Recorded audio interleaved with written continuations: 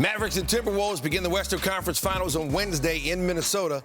First time in 20 years for the Timberwolves and just the second time ever for the franchise. Mavericks there for the first time since 2011. In case you were wondering, Minnesota won the season series 3-1. Were pretty dominant in those 3 wins and let a game slip away in the other one. Here's what they're saying as both teams get ready.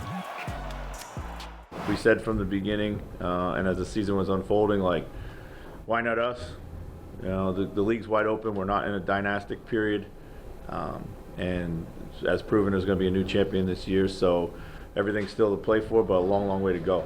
We haven't faced that team yet. We faced some of these guys, obviously, but that group together, we haven't faced it yet. So it's a big challenge for us. I mean, obviously, they're a great defensive team. So for us, we just have to share the ball and just play Mavs basketball. We can't afford to make many turnovers. We have to play together and be together on the defensive end as well. I mean, they have a lot of superstars that can score the ball, and we try to stay together.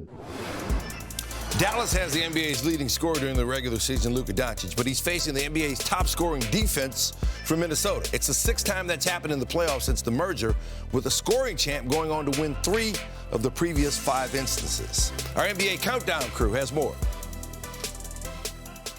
I know we are all looking forward to Game 1 between the Minnesota Timberwolves and Dallas Mavericks. Stephen A. Smith, Bob Myers, Michael Wilbon, Chris Paul joining us in studio for the Eastern Conference Finals run here. But we're talking about the West. And when we're looking at all the stars in this game, Chris, between Luka, Kyrie, Anthony Edwards, Karl Anthony Towns, the list goes on and on.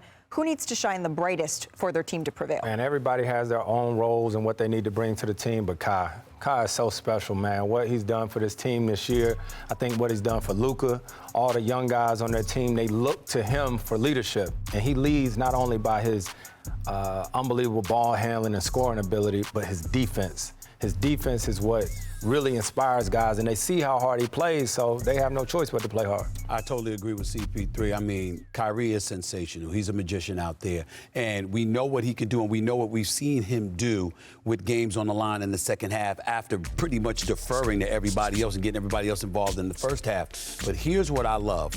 Anthony Edwards basically said, I got him. Right. Yeah. Kyrie's a champion, and he's a scoring machine, and this is the game of basketball. Ego does get into the equation, and sometimes it's a good thing where you want to show the young fella, excuse me, there's levels to this. I understand who you are and who you look to be, but do you know who I am? You never know if you're going to see that in this series. I'm going to be watching for it. Listen, Kyrie has been able to affect games without scoring, which is something I don't know that we thought we'd see 5, 7, 8, 9 years ago. He's been in so many ways. But I'm going to take Luka. He is at that point now where he is just controlling the game. And it must be so much fun as I said, next to a great point guard here. It must be so much fun to play with Luka when he's sharing the ball like that.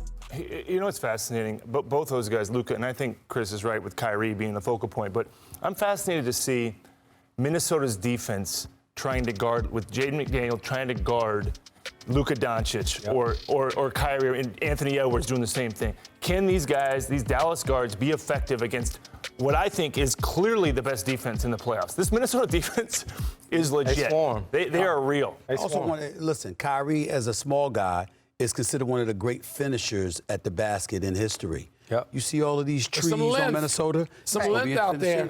We get the #1 defense versus the scoring leader in the regular season in Luka Doncic, and I agree. I love that Anthony Edwards said, I want Kyrie Irving, particularly after he dropped 35. He's going to get him. But be careful. Yeah, exactly. Be careful what you wish for. He don't care. Series gets underway Wednesday. Sending it back to you.